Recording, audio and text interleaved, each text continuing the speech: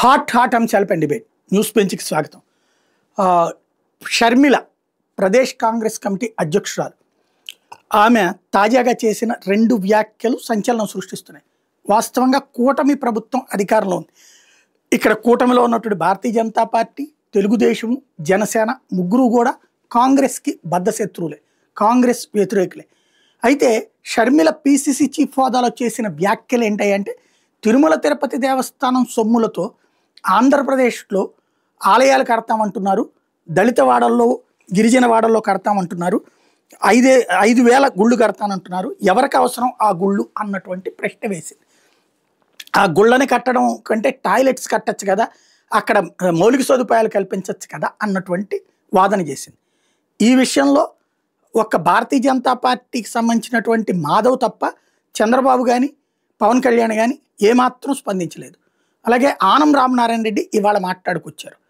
ఈ విషయంలో అసలు ఏం జరుగుతోంది ఆవిడ వ్యాఖ్యల వెనకాల. ఇంకొకటి, చంద్రబాబు నాయుడు ఆర్ఎస్ఎస్ వాదిగా మారిపోయారు అన్నటువంటి పాయింట్ ఆవిడ విమర్శల్లో కీలకమైనటువంటిది. ఆర్ఎస్ఎస్ 100 ఏళ్ల పండగ జరుపుకుంటోంది ఇవాళ కరెక్ట్గా. ఏది పండగ రోజున జరుపుకోబోతుంది, దసరా రోజు. కరెక్ట్గా ఆ టైంలో ఆర్ఎస్ఎస్ అంటే అంత చెడ్డదా? ఈ అంశాలకు సంబంధించి మాట్లాడిన ప్రస్తుతం మనతో పాటు ఉన్నారు భారతీయ జనతా పార్టీ జాతీయ అధికార ప్రతినిధి వినూష. నమస్తే అండి. షర్మిల సాయి గారు, ముందుగా మీకు నవరాత్రి శుభాకాంక్షలు, అలాగే జేఎస్ ప్రేక్షకులకు కూడా నవరాత్రి శుభాకాంక్షలు.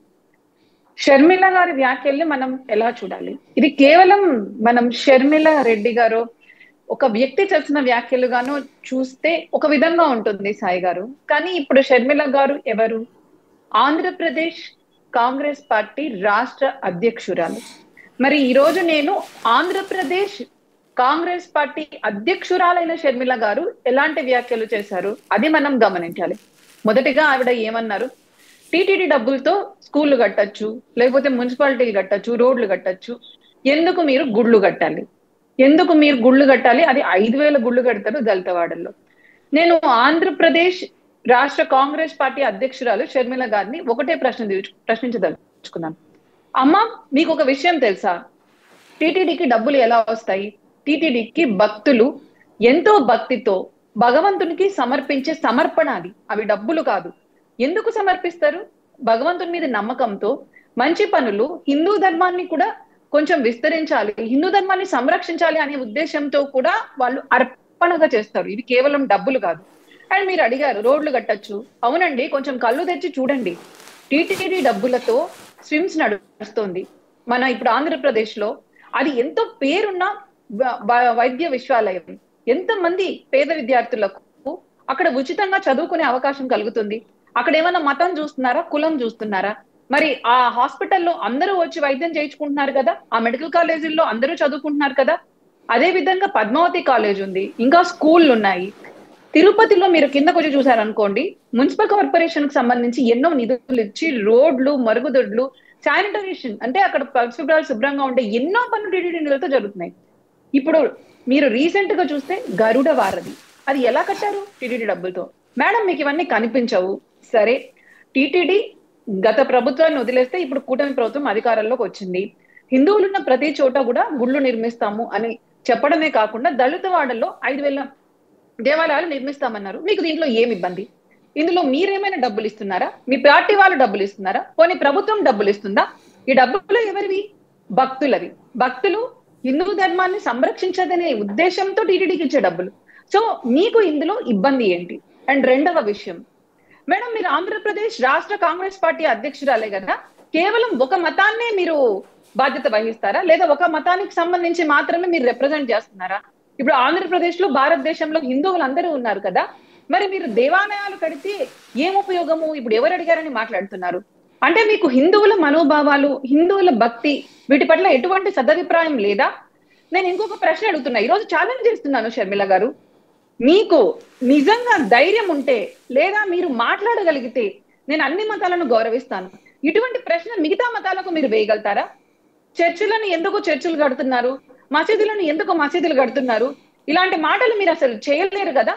ఎందుకు మీరు కేవలం హిందూ మతాన్ని మాత్రమే ఈ విధంగా టార్గెట్ చేస్తున్నారు? మీకు హిందువులంటే ఎందుకు ఇంత చులకన, లేక హిందువులంటే ఇంత ద్వేషమా? అండ్ దళిత వాడల్లో మీరు దేవాలయాలు కట్టద్దని ఎందుకు అంటున్నారు? ఏమి మీకు ఎప్పుడు దళితులంటే ఇంత చిన్న చూపా? మీరు ఇంకా అంటరానితనాన్ని, లేకపోతే ఇంతకు ముందు అస్పృశ్యతను, ఇటువంటి వాటిని మీరు ప్రోత్సహిస్తున్నారా? ఇప్పుడు భారతదేశంలో ఎటువంటి డిఫరెన్సెస్ ఉండకూడదు, ఎవరిని డిస్క్రిమినేషన్ అంటే కులం ఆధారంగానో మతం ఆధారంగానో మనం తక్కువ చేసి చూడకూడదు అంటున్నాం. మీ ఉద్దేశం ఏంటి? మీ నిజాలు బయట పెట్టండి. ఎందుకు దళిత వాడల్లో మనము అసలు దేవాలయాలు కట్టకూడదు? ఈ ప్రశ్నను నేను అడుగుతున్నాను. ఈ రెండు ప్రశ్నలకి సమాధానం చెప్పాల్సిన బాధ్యత మీకు ఒక వ్యక్తి షర్మిలగా కాదు, ఆంధ్రప్రదేశ్ కాంగ్రెస్ రాష్ట్ర అధ్యక్షురాలు షర్మిలగా మీరు ఈ రోజు చెప్పాలి. రైట్. ఇక్కడ భారతీయ జనతా పార్టీ మాత్రమే దీని మీద స్పందించడానికి కారణం ఏంటి?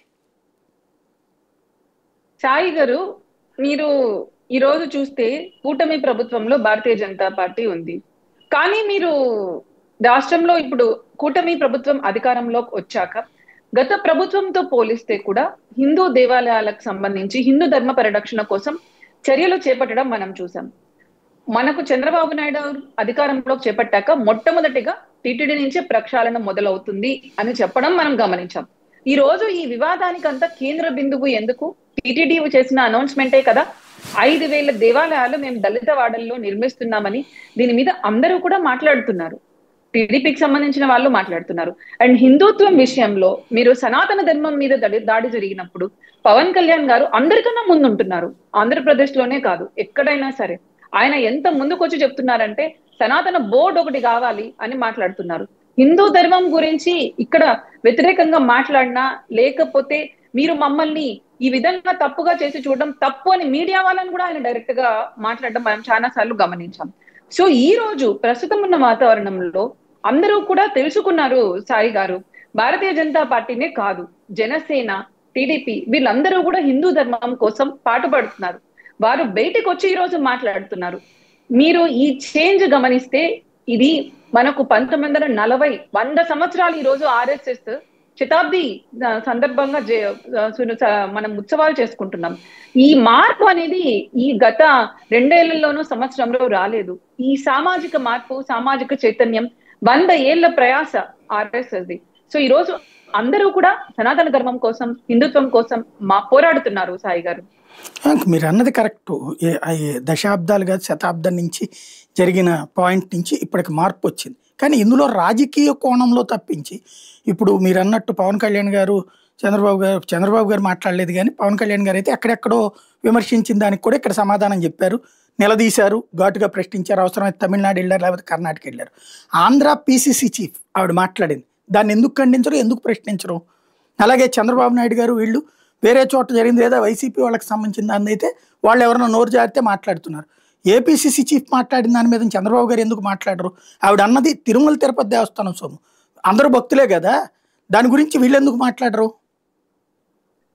లేదు సాయి గారు, డెఫినెట్ గా ఈ రోజు కూటమి నేతలు అందరూ కూడా ఖండించారు. నిన్న కూడా నేను చూశాను, చంద్రబాబు గారు, పవన్ కళ్యాణ్ గారు, లోకేష్ గారు ఏమైనా ఖండించారు? మిగతా వాళ్ళు ఖండించడం అంటే ఇప్పుడు మాధవ్ ఖండించాడు, రాష్ట్ర అధ్యక్షుడు, ఆయన ఖండించడం కరెక్ట్. అదే మిగతా వాళ్ళు ఖండించకపోయినా మెయిన్ వాళ్ళు మాట్లాడినప్పుడు ఒక క్లియర్ కట్ సబ్జెక్ట్ ఉంటుంది. ఇక్కడ వచ్చేటప్పటికి ఎవరెవరియో మాట్లాడుతున్నాం. కానీ మన రాష్ట్రంలో పీసీసీ చీఫ్ మాట్లాడి 4 రోజులైంది. పోనీ వాళ్ళ సెక్షన్ ఆఫ్ మీడియా కూడా రాయలేదు. ఎందుకని? ఇప్పుడు నిన్న రాసినట్టు ఆంధ్రజ్యోతి 3 రోజుల తర్వాత. సాయి గారు, ఈ విషయంలో హిందూ ధర్మ జాగరణ కానీ, హిందూ ధర్మం మనం చేస్తున్న పోరాటాల విషయంలో కానీ కూటమి ప్రభుత్వం మీరు వచ్చినాక చూస్తే మనం హైందవ శంకారావం కూడా చాలా పెద్ద ఎత్తున ఏర్పాటు చేసుకున్నాము. దానికి కూటమి ప్రభుత్వం అన్ని విధాలుగా సహాయ సహకారం అందించింది. నేను చెప్పినట్లు కూటమి ప్రభుత్వం ఈ హిందూ ధర్మం విషయంలో అస్సలు సహించేది లేదు అని అందరూ నేతలు కూడా ఒక్క తాటిపైకి వచ్చి మాట్లాడుతున్నారు. టీడీపీకి సంబంధించిన వాళ్ళు, జనసేనకు సంబంధించిన వాళ్ళు, ఇప్పుడు భారతీయ జనతా పార్టీకి సంబంధించిన వాళ్ళు, పార్టీ నుంచి అధినేతలు, ప్రతినిధులు ఖచ్చితంగా రెస్పాండ్ అయ్యారు. 3 పార్టీల నుంచి మీరు చెప్పినట్టు మా రాష్ట్ర అధ్యక్షులు మాధవ్ గారు ఖచ్చితంగా రెస్పాండ్ అయ్యారు. నేనేం చెప్తున్నానంటే మా రాష్ట్ర అధ్యక్షులు మొన్న ప్రెస్ మీట్ పెట్టి చాలా గట్టిగా ఖండించారు. ఈ విధంగా హిందూ ధర్మాన్ని కానీ, హిందూ మనోభావాల్ని కానీ దెబ్బతీస్తే ఆపేక్షించే పరిస్థితి లేదు అని చెప్తారు. మిగతా పార్టీలు కూడా వాళ్ళ స్ట్రాటజీ వాళ్ళకు ఉంటుంది. కానీ ఓవరాల్ గా చూస్తే హిందూ సంస్థల మనోభావాలు దెబ్బతినడాన్ని 3 పార్టీలు కూడా వ్యతిరేకిస్తున్నాయి. ఇది కేవలం ఈ ఒక్క విషయంలోనే కాదు. మీరు చూసారంటే ఈ కూటమి ప్రభుత్వం ఏర్పడినప్పటి నుంచి కూడా మేము ఈ విషయంలో మాత్రం 3 పార్టీలము ఒకటే లైన్ తీసుకున్నామండి. హిందూ ధర్మాన్ని ఏ విధంగా అయినా పరిరక్షించాలి. నేను అదే కదా మీకు చెప్తున్నాను. అంతకు ముందు ప్రభుత్వం ఈ విధంగా దళిత వాడల్లో ఎక్కడ గుళ్ళు కట్టాలని కూడా నిర్ణయం తీసుకోలేదు. ఈ రోజు ఈ ప్రభుత్వం శ్రీవాణి ట్రస్ట్ అప్పుడు స్టార్ట్ అయింది. ఇప్పుడు ఆ ప్రభుత్వం అప్పుడు స్టార్ట్ అయింది శ్రీవాణి ట్రస్ట్. అంటే తెలుగుదేశం టైంలో స్టార్ట్ అయితే శ్రీవాణి ట్రస్ట్ తరపున ఆలయాలు కట్టింది గత ప్రభుత్వంలోనే కట్టింది. దాదాపు 700 ఆలయాలు. సాయి గారు శ్రీవాణి ట్రస్ట్ వచ్చింది, టికెట్ కు 10,000 రూపాయలు తీసుకున్నారు, దాంతో పాటు లడ్డూ ధరలు పెంచారు, అన్ని పెంచారు. కానీ ఎన్ని గుళ్ళు కట్టారు? ఇప్పుడు మేము 5,000 గుళ్ళు కడుతున్నాం. ఇప్పుడు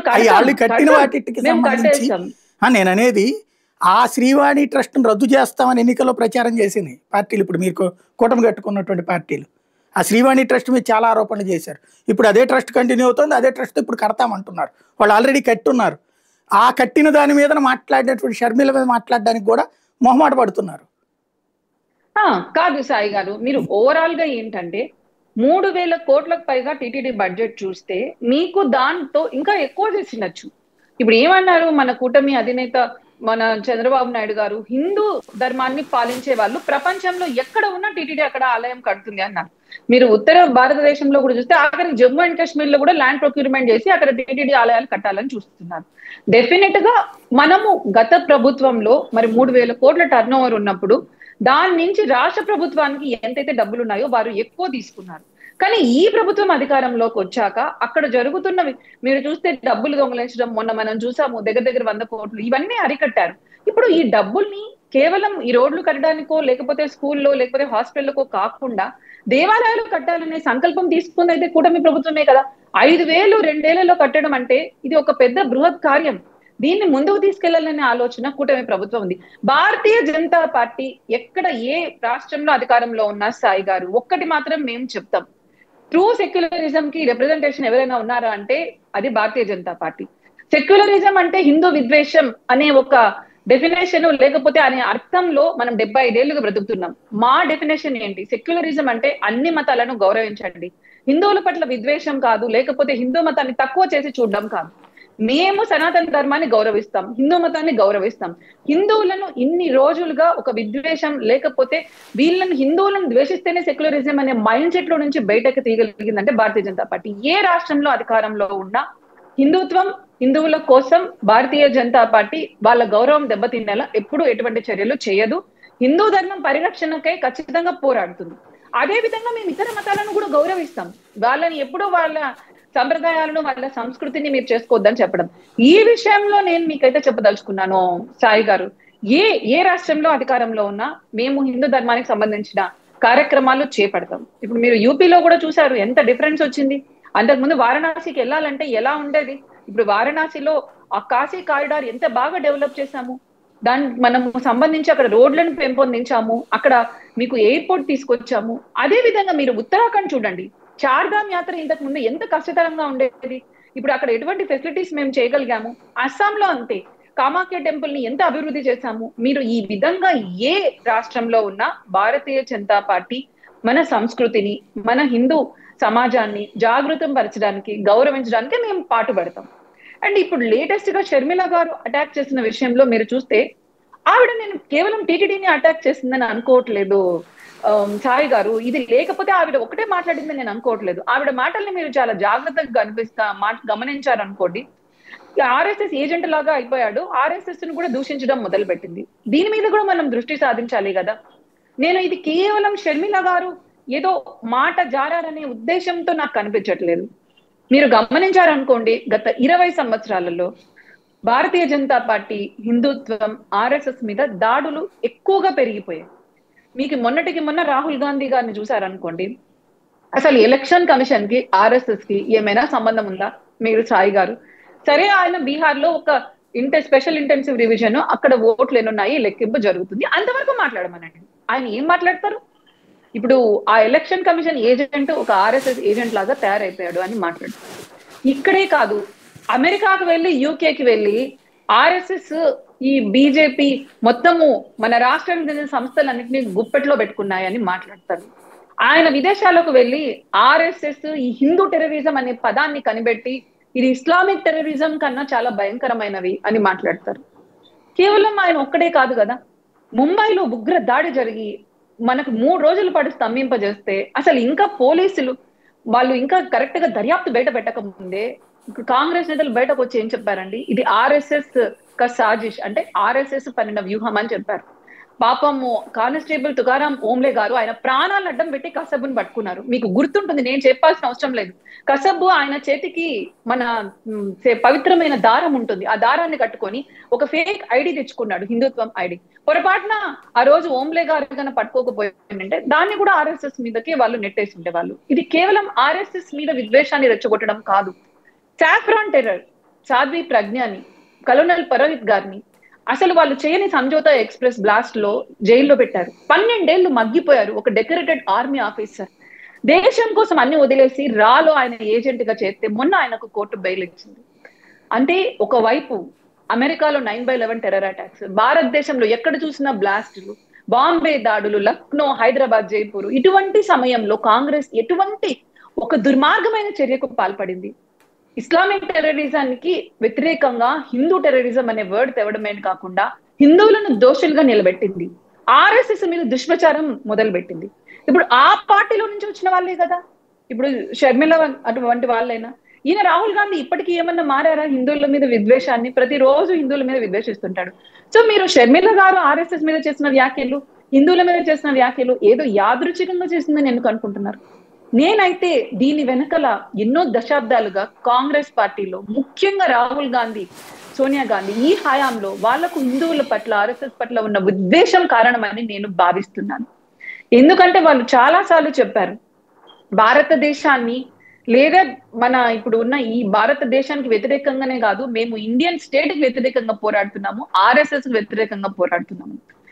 ఈ ఆర్ఎస్ఎస్ పట్ల వీళ్ళకి ఎందుకు ఇంత విద్వేషం సాయి గారు? ఇప్పుడు 100 సంవత్సరాలు పూర్తి చేసుకొని ఆర్ఎస్ఎస్ ఈ రోజు అడుగు పెడుతున్న వేళ మనం కూడా దీని గురించి మాట్లాడాలి కదా.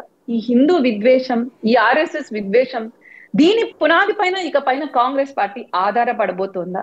అది మరొకసారి ఆంధ్రప్రదేశ్ పార్టీ అధ్యక్షురాలు షర్మిల నిరూపించారా? రైట్. ఇప్పుడు మీరు చెప్పినటువంటి కోణంలోనే ఆర్ఎస్ఎస్ 100 ఏళ్లు జరుపుకుంటోంది. కాంగ్రెస్ పార్టీనే కాదు, మొన్న పాకిస్తాన్ ప్రధానమంత్రి షాబాజ్ షరీఫ్ ఐక్యరాజ్య సమితి ప్రసంగంలో కూడా ఆర్ఎస్ఎస్ హిందూ తీవ్రవాదాన్ని పెంచి పోషిస్తోంది అన్నటువంటి పదం వాడుకొచ్చారు. అసలు ఆర్ఎస్ఎస్ చేసేదేంటి పబ్లిక్కి ఎంతమందికి తెలుసు? అసలు మీకు తెలిసినంత వరకు ఆర్ఎస్ఎస్ ఏం చేస్తుంది? విద్వేషాలను రెచ్చగొడుతుందా, లేకపోతే కనుక విద్వేషాలని అణచివేస్తుందా? ఈరోజు మీరు నిజంగా ఈ టైంలో, ఈరోజు నేను మీరు మాట్లాడుతున్న సమయంలో నరేంద్ర మోడీ గారు ఆర్ఎస్ఎస్ 100 సంవత్సరాలు పూర్తి చేసుకున్న సందర్భంగా ఒక స్టాంపుని, ఒక నాణాన్ని రిలీజ్ చేస్తున్నారు. అటువంటి సమయంలో మీలాంటి జాతీయవాద భావాలున్న సాయి గారితో నేను మాట్లాడడం ఇది నా అదృష్టంగా నేను భావిస్తున్నాను. 1927లో డాక్టర్ జి హెడ్గేవార్ గారు, ఆయన కూడా కాంగ్రెస్ లోని ఒక మంచి పొజిషన్ లో కన్వీనర్ గా ఉన్నారు. మీటింగ్ జరిగినప్పుడు అక్కడ ఉన్న కోర్ కమిటీ సమావేశాల్లో పాల్గొంటూ ఒక కాంగ్రెస్ నేత సాయి గారు, ఇది మనం గుర్తుపెట్టుకోవాలి. కానీ ఆయన ఆ రోజు కాంగ్రెస్ భావజాలం, ఆ రోజు అవి చూసి ఆయన ఒకటి ఆలోచించారు. అందరూ అనుకుంటుంటారు కాంగ్రెస్ స్వాతంత్రానికి పోరాటం చేసింది అని, కానీ హెడ్గేవార్ ఏం ఆలోచించారంటే అసలు మన భారతదేశం ఎన్నో చరిత్ర కలిగిన దేశం, ఎన్నో వేల సంవత్సరాల నుంచి ఉన్న దేశం, అసలు మనం స్వాతంత్రాన్ని ఎలా కోల్పోయాము అని ఆలోచించారు. మీరు కేవలం ఇప్పుడు భారతదేశం అంటే ఇండియానే ఆలోచిస్తున్నారు, అదే 1947లో ఏర్పడిందని. ఆయన ఎలా ఆలోచించారంటే అంతకు చాలా ముందు ఆలోచించారు. ఉత్తరం సముద్రస్య హిమద్రశ్చైవ దక్షిణం తద్వర్ష భారతం యత్ సంతతి భారతీయ. అంటే సముద్రానికి ఉత్తరాన, హిమాలయాలకు దక్షిణాన ఉన్న భూమి భరత భూమి, ఇక్కడ ఉన్న పిల్లలందరూ భారతీయులే. కానీ మీరు 1947కు ముందే ఈ భారతదేశం ముక్కలైపోయింది సాయి గారు. అది ఆఫ్ఘనిస్తాన్ కావచ్చు, అది బర్మా కావచ్చు, పాకిస్తాన్ కావచ్చు, బంగ్లాదేశ్ కావచ్చు. ఎందుకు ఇలా ముక్కలైపోయింది అని ఆలోచించారు హెగ్దేవార్ గారు. మనకు ఎప్పటి నుంచో మన సంస్కృతి ఉంది, రాముడు లేని ఊరు లేదు. అది కన్యాకుమారిలో అయినా, కాశ్మీర్ లో అయినా, గాంధార రాజ్యం ఆఫ్ఘనిస్తాన్ లో అయినా, ఈ రోజు లాహోర్ పాకిస్తాన్ లో అయినా, బంగ్లాదేశ్ లో చిత్తగాంగ్ లో అయినా. కానీ ఎందుకు మనం విడిపోయాము? మనం అందరం ఒక్కటి అనే ఆలోచన లేకపోవడం వల్ల, మనకు మన దేశమే అన్నింటికన్నా ముఖ్యం, దేశం మన తల్లి లాంటిది అనే ఆలోచన లేకపోవడం వల్ల ఆయన ఏమనుకున్నారంటే, ఈ రోజు స్వతంత్రం వచ్చినప్పటికీ కూడా ఆల్రెడీ ఇన్ని మనము ముక్కలైపోయాము, మనం విడిపోయాము, మళ్ళీ కూడా భారతదేశానికి ఇటువంటి సమస్యలు వస్తాయి, ఇటువంటి సమస్యలు రాకూడదంటే ఆయన ఆలోచించింది ఒకటే, ఒక సంస్థను ఏర్పరచడం కాదు, సమాజాన్ని సంఘటితం చేయాలి. దేని కొరకు? ఈ దేశం నా తల్లి లాంటిది, మనం అన్నింటికన్నా దేశం ఖచ్చితంగా ముఖ్యం అనే ఉద్దేశంతో దానికోసం ఆయన ఆర్ఎస్ఎస్ ను 1925లో ఆయన స్థాపించాడు. ఒక శాఖ లాగా మొదలైంది. ఈ రోజు 100 సంవత్సరాల తర్వాత కూడా ఈ రోజు ఇంత సక్సెస్ఫుల్ గా, ఇంత లోపలంటే మీరు ఎక్కడో నాగ్పూర్ లో మొదలయ్యి ఈ రోజు దేశంలో పలు మూలలకి ఎలా వెళ్ళింది ఆర్ఎస్ఎస్ అంటే అది సర్వాంతర్యామి, సర్వవ్యాపి, సర్వస్పర్శి. ఆర్ఎస్ఎస్ అంటే కేవలం మీకు బీజేపీ గుర్తొస్తుందేమో. ఆర్ఎస్ఎస్ ముఖ్యంగా 3 విషయాల మీద ఆధారపడి ఉంటుంది. ఒకటి దేశభక్తి, పేట్రియాటిజం. రెండవది సర్వీస్ అంటే సేవ. మూడవది డిసిప్లిన్ అంటే మనం ఒక పద్ధతిగా ఉండడం. ఈ 3 ఒక స్వయం సేవకులకు ఉంటాయి. మీరు ఆర్ఎస్ఎస్ ఎటువంటి కార్యకలాపాలు చేస్తుందని చక్కగా అడిగారు సాయి గారు. మనకు గురువుజీ ఒకే మాట చెప్పారు, ఆర్ఎస్ఎస్ ఏమీ పని చేయదు, స్వయం సేవకుల నిర్మాణం చేస్తుంది. స్వయం సేవకులు ఏ పనిని అసంపూర్ణంగా వదిలిపెట్టరు. సో ఆర్ఎస్ఎస్ చేసే మొట్టమొదటి పని స్వయం సేవకులను తయారు చేయడం. అంటే వ్యక్తి నిర్మాణం. ఇప్పుడు మనందరము వ్యక్తులు సాయి గారు, మన నిర్మాణం చేస్తేనే దేశ నిర్మాణం జరుగుతుంది. ఆ విధంగా ఆలోచిస్తుంది ఆర్ఎస్ఎస్. మీరు ఏం చేస్తుంది అని అడిగారు, నేను ఏం చేయట్లేదు అని చెప్తాను. ఇప్పుడు ఉదాహరణకి మీరు విద్య చూడండి, మన ఎడ్యుకేషనే తీసుకుందాము. మన భారతదేశంలో ఎంతమందికి తెలుసు ఆర్ఎస్ఎస్ ఉచితంగా మనకు 50,000కు పైగా సరస్వతి శిశు మందిరాలను నడుపుతోంది. ఇందులో చాలా తక్కువ అంటే ఉపాధ్యాయులకు అక్కడ జాయిన్ అయ్యే వాళ్ళు గవర్నమెంట్ లో ఉన్నట్లు బయట ఉన్నట్లు ఉండవు. వాళ్ళు దేశానికి మంచి చేయాలనే ఉద్దేశంతో క్వాలిటీ ఎడ్యుకేషన్ ని దేశవ్యాప్తంగా ఇస్తున్నారు. ఇది మనకు విద్యాభారతి ద్వారా, సరస్వతి శిశు మందిర్ ద్వారా ఇస్తున్నాయి. మీరు నమ్ముతారో నమ్మరో, నార్త్ ఈస్ట్ స్టేట్స్ అంటే అస్సాం, మిజోరాం, మేఘాలయ అటువంటి రాష్ట్రాలలో మనకు భారతదేశానికి స్వతంత్రం వచ్చినప్పుడు అక్కడ వాళ్ళకి ఎలా తినాలి, ఎలా ఉండాలి, ట్రైబల్ ఏరియాస్ అక్కడే కాదు మన శ్రీశైలము, వైజాగ్ లో ఎలా ఉండాలో కూడా తెలియనప్పుడు అప్పుడు స్వయం సేవకులు కొందరు వచ్చి ఎలా చేయాలి అక్కడ అని ఆలోచించి వనవాసి కళ్యాణ్ ఆశ్రమ్ అనే పేరిట ఎంతో మంది, వేలాది మంది, ఇప్పుడు కాదు 70 ఏళ్ల క్రితమే నార్త్ ఈస్ట్ కి వెళ్ళి అస్సాం, మిజోరాం, త్రిపుర, మేఘాలయ ఇటువంటి చోట భాష తెలీదు వాళ్ళ ఇళ్లను వదిలేసి అక్కడ 8 మంది ఒకేసారి చనిపోయారు అస్సాంలో. అంటే అప్పుడు మనకు తెలిసిందే కదా, అక్కడ ఉగ్రవాదులు ఉండేవాళ్ళు, సెపరేటిస్టులు ఉండేవాళ్ళు, అయినప్పటికీ అక్కడ సేవ చేసి వాళ్ళ జీవితాల్లో మార్పు తీసుకొచ్చారు. ఆరోగ్య భారతి ప్రజలకు మనకు మెడికల్ క్యాంపులు పెట్టడం, ముఖ్యంగా దళిత వాడల్లో ఈ విధంగా ట్రైబల్ ఏరియాస్ లో ఇటువంటి చోట డాక్టర్లతో కలిసి మెడికల్ క్యాంపులు పెట్టడం. మన భారతదేశంలో అతి పెద్ద డాక్టర్స్ ఆర్గనైజేషన్ అంటే non profit NMO, national medical organisation, దాని ద్వారా ఉచితంగా సేవలు అందిస్తున్నారు. మీకు సేవా భారతి, ఇప్పుడు ఎవరైతే చాలా పేదరికంలో ఉన్నారో లేదా దళితులు ఉన్నారో లేదా నేను చెప్పినట్టు ట్రైబల్ ఏరియాస్ లో వాళ్ళకి కావాల్సిన డైలీ అవసరాలు, ప్రతిరోజు అవసరమైనవన్నీ సేవా భారతి ద్వారా అందిస్తుంది. ఇలాంటి ఆర్గనైజేషన్స్ ఒక 32 ఉన్నాయి సాయి గారు. ఇప్పుడు నేను ఆర్ఎస్ఎస్ కి సంబంధించిన ఇంకొక అతి ముఖ్యమైన ఆర్గనైజేషన్ గురించి చెప్తున్నాను, భారతీయ మజ్దూర్ సంఘ్ లేబర్ యూనియన్. అంటే మీకు అందరికీ తెలిసే ఉంటుంది, మనకు పరిశ్రమల్లో పనిచేసే కార్మికుల కోసం అది భారతదేశంలో అతి పెద్ద లేబర్ యూనియన్ భారతీయ మజ్దూర్ సంఘ్ వారి కోసం పనిచేస్తుంది. అంతేకాకుండా అతి పెద్ద భారతదేశంలో ఉన్న స్టూడెంట్స్, విద్యార్థులకు సంబంధించిన సంఘం ఏదండి, అఖిల భారతీయ విద్యార్థి పరిషత్. సో ఇలా ఎన్నో ఆర్గనైజేషన్స్ ఉన్నాయి. మీకు కేవలం విహెచ్పి లేదా భాజపా మాత్రమే కనిపిస్తాయి అనుకుంటారు. విహెచ్పి విశ్వ హిందూ పరిషత్, అది హిందువుల కోసం, హిందూ ధర్మాన్ని కోసం పరిరక్షించే ప్రయత్నం చేస్తుంది. సో స్వయం సేవకులను ఆర్ఎస్ఎస్ అంటే నిర్మిస్తుంది. వాళ్ళు దేశ నిర్మాణం కోసం వస్తారు. ఇప్పుడు మీరు వీళ్ళ స్వయం సేవకులు అనే వాళ్ళు నేను చెప్పిన అన్ని చోట్ల కూడా ఆర్గనైజేషన్స్ లో కూడా ఉండొచ్చు. అండ్ మీరు ఆర్ఎస్ఎస్ ఏం చేసింది ఇప్పటి వరకు నేను చెప్తాను.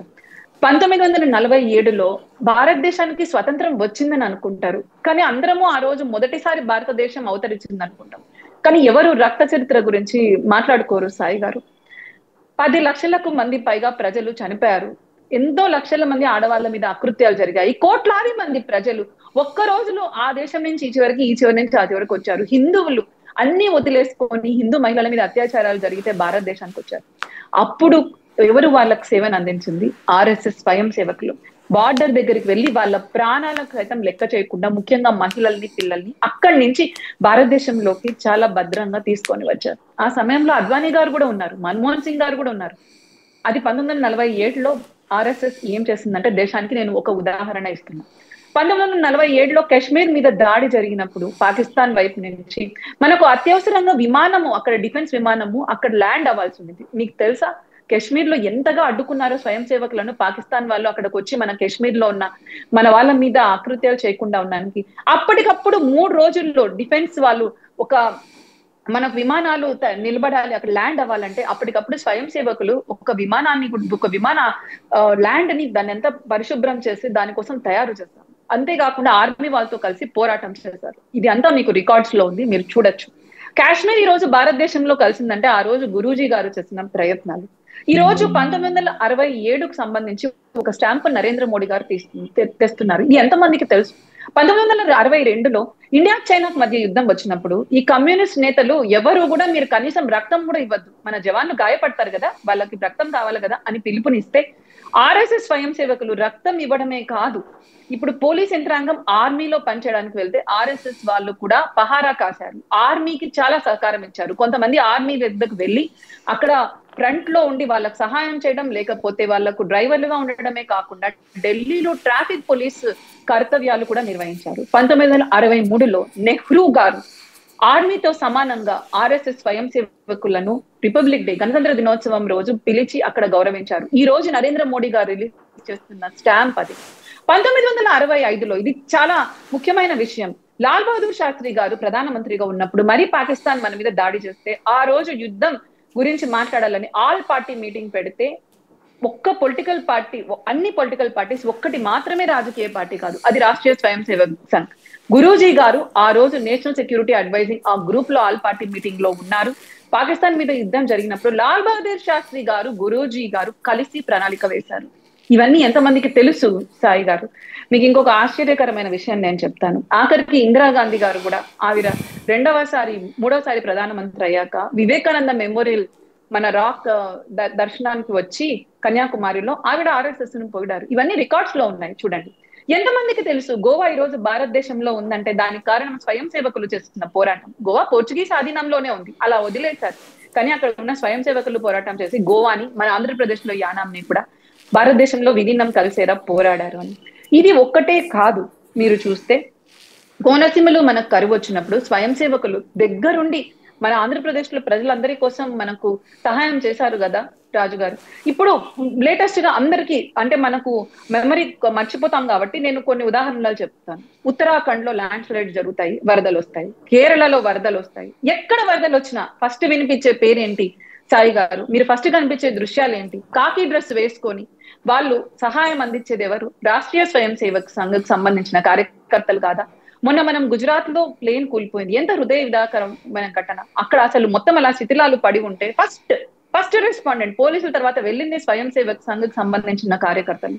కోవిడ్ సమయంలో మనం చూసాము, లక్షలాది మంది స్వయం సేవకులు కోట్లాది మంది ప్రజలకు ఎన్ని విధాలుగా సహాయం చేశారు. ఆహారం అందించడం, పండ్లు అందించడం, మాస్కులు డిస్ట్రిబ్యూట్ చేయడం, ఆక్సిజన్ ఇవ్వడం, హాస్పిటల్లోకి చేర్చడం, ఈ విధంగా లక్షలాది మంది సహాయం చేయడం మనము చూస్తున్నాం కదా.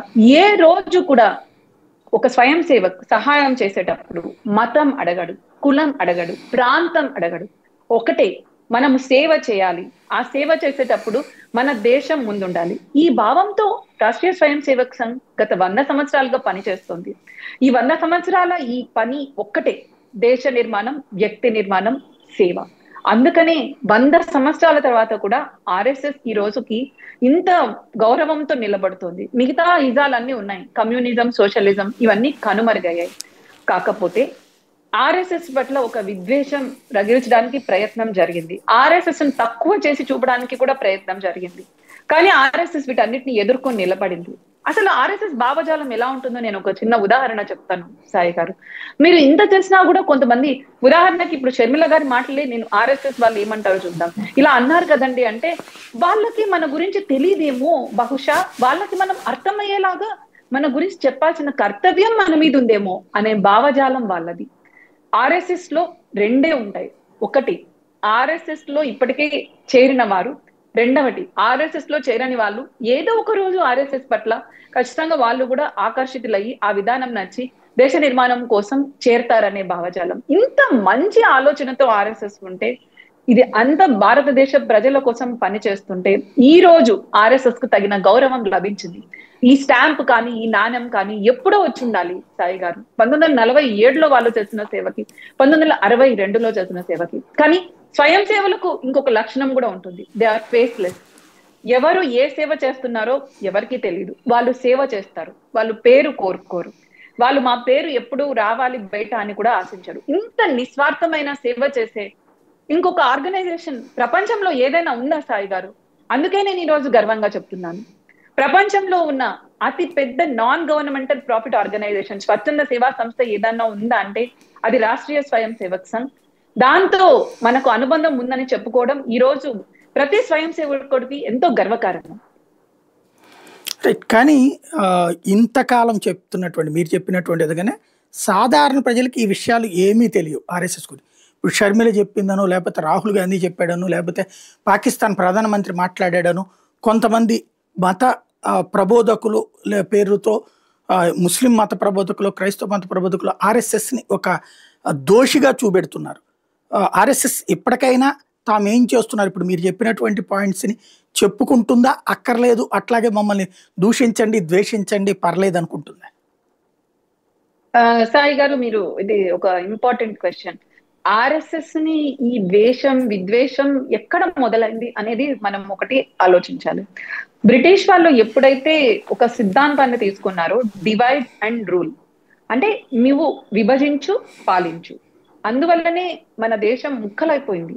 మనం భారతదేశం అంటాం కానీ ఈ రోజు చూస్తే ఆఫ్ఘనిస్తాన్, బర్మా, అదే మయన్మార్ అంటారు, బంగ్లాదేశ్, పాకిస్తాన్ ఇవన్నీ కూడా భారతదేశంలో భాగమే కదా. నెహ్రూ, గాంధీ ఇప్పుడు ఎవరైతే స్వాతంత్ర పోరాటం చేశారని చెప్తున్నారో, భగత్ సింగ్ మనకి ఇప్పుడున్న పంజాబ్ లో పుట్టాడు కదా సాయి గారు. ఇప్పుడు మన నెహ్రూ, గాంధీ గారు కూడా ఎక్కడ మొదలు పెట్టారు? లాహోర్ లో, కరాచీలో, బంగ్లాదేశ్ లో, ఇక్కడంతా కూడా స్వాతంత్ర ఉద్యమాలు చేశారు. కానీ ఈ రోజు ఇది మన దేశం కాదు. అంటే 3 తరాలు మనం యాక్సెప్ట్ చేస్తున్నాము, కానీ మీరు జస్ట్ ఒక 3 తరాలు వెనక్కి వెళ్ళి చూస్తే అక్కడ ఉంది కూడా భారతదేశమే, అక్కడ ఉన్న వాళ్ళు కూడా భారతీయులే. మరి కేవలం 7 దశాబ్దాల్లో మనం ఎలా ఈ రోజు అది మన దేశం కాదనే అభిప్రాయానికి వచ్చేసామంటే విడగొట్టడం మతం ఆధారంగా. ఈ భావజాలం అంటే బ్రిటిష్ వాళ్ళు పెట్టిందనే కాదు, మీరు చూస్తే ప్రపంచ వ్యాప్తంగా కూడా ఎక్కువ అవుతుంది. సో ప్రజలని వీలైనంత విడగొట్టాలి. ఈ ఆలోచన బ్రిటిష్ సిద్ధాంతం, లేకపోతే జిన్నా లాంటి వారికి సంబంధించి ఒక రాడికల్ ఎక్స్ట్రీమిస్ట్ మైండ్ సెట్ అంటాం కదా, అతివాదంకి సంబంధించిన ఇస్లామిక్ మైండ్ సెట్, దీని వల్ల ముక్కలు అవుతూ వచ్చింది భారతదేశం. ఈ బ్రిటిషర్స్ కానీ లేకపోతే మన భారతదేశం ఎదగకూడదు అనుకునే వాళ్ళు ఏమనుకుంటారు, ఈ ఆలోచన ఎప్పుడు ఉండాలని అనుకుంటారు కదా. దీనికి వ్యతిరేకమైన ఆలోచన ఆర్ఎస్ఎస్. నేను చెప్పినట్లు ఇదంతా భారతదేశం, ఇక్కడ ఉండే వాళ్ళంతా భారతీయులే, ఇక్కడ ఉండే వాళ్ళంతా పుట్టిన వాళ్ళు భారతీయులే, అది మతాలకి కులాలకు అతీతంగా. అంటే మనం కలుపుతున్నాం. సంఘం అంటేనే సంఘటితం చేయడం. మనము ఒక ఇసుక రేణువు ఒక్కటి ఉందనుకోండి, పెద్ద గాలి వస్తే కొట్టుకుపోతుంది. కానీ ఇసుక రేణువు అనేది ఒక సంఘటితం అయిపోయి ఒక పెద్ద రాయి అయితే దాన్ని ఎవరు ఏం చేయలేరు. ఇది అంటే టోటలీ ఆపోజిట్ ఐడియాలజీ బ్రిటిషర్స్. కానీ ఇప్పుడు ఏదైతే కాంగ్రెస్ ఐడియాలజీ ఉందో, నేను ఏం చెప్తున్నానంటే మీరు జాగ్రత్తగా గమనించండి. ప్రజలను విడగొట్టండి, మతం ఆధారంగా, కులం ఆధారంగా, భాష ఆధారంగా, ప్రాంత ఆధారంగా. ఈ సేమ్ ఐడియాలజీ ఇప్పుడు మనం కాంగ్రెస్ లో చూస్తున్నాం. ఎటువంటి మాటలు మాట్లాడతారండి. ఫస్ట్ హిందీ అంటారు, లేకపోతే నార్త్ ఇండియాని ఇన్సల్ట్ చేశారు రాహుల్ గాంధీ వారు. గౌ బెల్ట్, వాళ్ళు కౌ బెల్ట్ అంటే ఆవులకు సంబంధించిన బెల్ట్. ఈ విధంగా విడగొట్టే మైండ్ సెట్ వాళ్ళది. ఆర్ఎస్ఎస్ ఆ విధంగా చెప్పదు. సో ఈ 2 ఐడియాలజీస్ కి వాళ్ళు డిఫరెంట్ గా ఆపోజిట్ డైరెక్షన్ లో ఉన్నప్పుడు ఆర్ఎస్ఎస్ ను మనము విద్వేషం చల్లలేదు అనుకోండి, ఆర్ఎస్ఎస్ ను మనము దోషిగా చూపకపోతే ఏమవుతుంది? అందరూ అక్కడికి వెళ్ళిపోతారు, వీళ్ళ ఆటలు సాగవు. అది రాజకీయంగా కావచ్చు, సాంస్కృతిక పరంగా కూడా కావచ్చు. మీరు ఈ రోజు మనం మాట్లాడుతున్నాం, కానీ 10-11 ఏళ్ల క్రితం వరకు కూడా ఎవరైనా హిందువుల కోసం మాట్లాడితే వాళ్ళని ఏదో ఒక టెర్రరిస్ట్ లాగా, ఉగ్రవాది లాగా, లేకపోతే యాంటీ సెక్యులర్ అని బ్రాండింగ్ వేసింది మనం చూడలేదా సాయి గారు? ఈ రోజు మనం గర్వంగా చెప్పుకుంటున్నాం, నేను హిందువుని, నేను పండగలు చేసుకుంటామని. ఇదంతా ఏదో ఒక యాదృచ్ఛికంగా జరిగింది కాదు. మీరు చూస్తే మన బుక్స్ అన్ని కూడా వాళ్ళు, నెహ్రూ గారు తర్వాత కాంగ్రెస్ ప్రభుత్వంలో నిజాలను దాచేశారు. అసలు భారతదేశం ఏంటి, భారతదేశ విభజన ఎలా జరిగింది, అసలు ఎందుకు జరిగింది, అవన్నీ మార్చేసి మన గొప్ప గొప్ప రాజుల గురించి ఎంత పోరాటాలు చేశారు. రాజా ఛత్రసాల్ గురించి ఎంతమందికి తెలుసు? ఉత్తరప్రదేశ్ లో మొఘలులను అడ్డుకున్నాడు. ఒక బోర్పు ఖాన్ గురించి అస్సాంలో ఎంతమందికి తెలుసు? కనీసం రాణా ప్రతాప్ గారి గురించి, శివాజీ గురించి మనం చదువుకోలేదు. ఇదంతా మీరు ఏదో నేను టెక్స్ట్ బుక్స్ కోసం చెప్తున్నానని చెప్పట్లేదు. కానీ మేము చదువుకున్నప్పుడు కూడా మాకు స్టాలిన్ తెలుసు, ముజోలిని తెలుసు, అక్బర్ ఈజ్ గ్రేట్, ఇవన్నీ చదువుకున్నాం. అంటే దీని ద్వారా మనల్ని మర్చిపోయేలాగా చేశారు. మనం భారతదేశ చరిత్రని వైట్ వాష్ చేశారు. ఎందుకు చేశారంటే మనకు నిజాలు తెలియకూడదని. ఆర్ఎస్ఎస్ పట్ల విద్వేషాన్ని కూడా ఆర్టిఫిషియల్ గా క్రియేట్ చేశారు. మీరు ఈ రోజు 11 ఏళ్ల తర్వాత మాట్లాడుతున్నారు, కానీ 10 ఏళ్లకు ముందు ఏ ఒక్క ప్రామినెంట్ జర్నలిస్ట్, మీ గురించి పక్కన పెట్టండి, ఏ ఒక్క ప్రామినెంట్ జర్నలిస్ట్ మీరు ఏ భాషలో అయినా తీసుకోండి, ఒక ఇంగ్లీష్ కావచ్చు, తెలుగు, హిందీ, కన్నడ, ఆర్ఎస్ఎస్ ను పొగడ్డం మనం చూసామా? ఎంతసేపటికి ఆర్ఎస్ఎస్ ను ఇప్పటికి కూడా మీడియాలో ఒక దోషిలాగా చూపించే ప్రయత్నమే జరిగింది. అందుకనే దాని మీద బ్యాన్లు విధించడం, దాని మీద పుంఖాలుగా లిటరేచర్ రాయడం, అరే వీళ్ళు మితవాదులు, హిందుత్వం కోసం పనిచేస్తారు లేకపోతే అనేది ఒక ఆర్టిఫిషియల్ గా ఒక అజెండాను క్రియేట్ చేశారు సాయి గారు. దీనికి అసలైన కారణం ఏంటంటే, ఏ రోజైతే ఈ భావజాలాన్ని ప్రజలు అర్థం చేసుకుంటారో ఆ రోజు ఎటువంటి శక్తి కూడా భారతదేశాన్ని అంటే ఇంకొకసారి విభజించాలనుకునే వాళ్ళ పన్నాగాలు పన్నావు. భారతదేశం భద్రతని ఎవరు కూడా అడ్డుకోలేరు. మన అందరం ఒక్కటైతే. ఈ విధంగా మనందరం ఒకటి అనే భావన రాకుండా అడ్డుకోవడానికి ఇన్నాళ్ళు చేస్తున్న ప్రయత్నం. ఈ రోజు మీరు ప్రపంచ వ్యాప్తంగా చూస్తే దీనికి కేవలం ఇక్కడున్న రాహుల్ గాంధీనో లేకపోతే ఇక్కడున్న కాంగ్రెస్ పార్టీనో షర్మిలనో కాదు, ఇది ఒక వ్యూహ రచన జరుగుతుంది. మీరు చూడండి ప్రపంచ వ్యాప్తంగా ఈ డీప్ స్టేట్, జార్జ్ సోరోస్, వీళ్ళందరూ ఒకటే. వాళ్ళు కావాలనుకున్న వాళ్ళు ఇక్కడ అధికారంలో ఉండాలి. ఒక బలమైన ప్రభుత్వం ఉండకూడదు.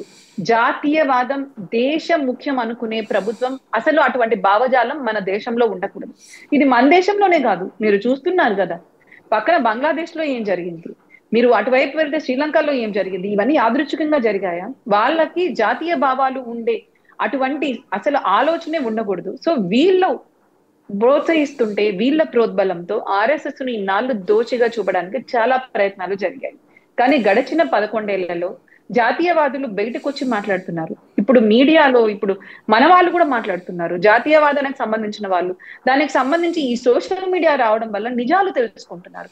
సో ఈ రోజు ముందులాగా మీరు చెప్పినట్లు లేకపోతే కొంతమంది మీడియా వాళ్ళు కొంతమంది చెప్పిన అబద్ధాలని ప్రజలు నమ్మరు. నిజాలు బయటకు వస్తున్నాయి సోషల్ మీడియా ద్వారా. ఈ రోజు ప్రజలలో ఒక జాగృతి మొదలయ్యింది, ఆల్రెడీ జాగరణ జరిగిపోయింది. ఈ రోజు ఎవరు కూడా మీరు వెళ్ళి హిందువులు అంతా హింసను కోరుకుంటారు లేకపోతే హిందువుల గురించి మాట్లాడితే అది సెక్యులరిజం వ్యతిరేకం అంటే ఒప్పుకోరు. జెన్జీ గురించే మనం చూసాం. జేఎన్యూలో 10 ఏళ్ల క్రితం వరకు ఆజాదీ మనకు ఏవో ఆజాదీ, ఇండియా నుంచి విముక్తి కావాలి లేకపోతే డెమోక్రసీ నుంచి విముక్తి కావాలన్న అదే జేఎన్యూలో ఈ రోజు ఏబీవీపీ ఎన్నికలు గెలవడమే కాదు, ఈ రోజు గన్ వేసుకొని జేఎన్యూలో వాళ్ళు పద సంచలనం చేశారు సాయి గారు. హైదరాబాద్ సెంట్రల్ యూనివర్సిటీలో కూడా ఏబీవీపీ ఈ రోజు ఎన్నికల బాజా మోగించింది. అంటే జనరేషన్ జీ కూడా అర్థమవుతుంది, మార్పు అనేది తథ్యం. నిజాలని కొన్ని రోజులు దాయగలరు కానీ ఎక్కువ రోజులు దాయలేరు. ఆర్ఎస్ఎస్ స్వయం సేవకుడుగా గవర్నమెంట్ ఉద్యోగి ఉండకూడదు అని చెప్పిన రోజు నుంచి ఆర్ఎస్ఎస్ లో ఉన్నావంటే ఈ మీడియా వాళ్ళు, ఈ లెఫ్టిస్టులు ఏదో ఒక మనల్ని మితవాదిలాగా చూసే రోజు నుంచి ఈ రోజు నేను స్వయం సేవకుడిని అని గర్వంగా చెప్పుకునే ఈ కాలంలోకి ఈ రోజు మనం మార్పు చెందడం రావడం, దీని వెనకాల ఎంతో లక్షలాది మంది స్వయం సేవకుల కృషి ఉంది సాయి గారు. థ్యాంక్ యూ వెరీ మచ్ అండి, మంచి ఇన్ఫర్మేషన్ ఇచ్చినందుకు. ఇది పరిస్థితి. షర్మిల వ్యాఖ్యలు అనేటటువంటిది ఏదో క్యాజువల్గా అవగాహన రాహిత్యంతో మాట్లాడింది కాదు, దాని వెనకాల చాలా పెద్ద కుట్రే ఉంది. ఆర్ఎస్ఎస్ని బద్నాం చేయడంతో పాటుగా హిందుత్వాన్ని దెబ్బతీసే కుట్ర ఉంది అన్నటువంటిది భారతీయ జనతా పార్టీ గట్టిగా నమ్ముతోంది.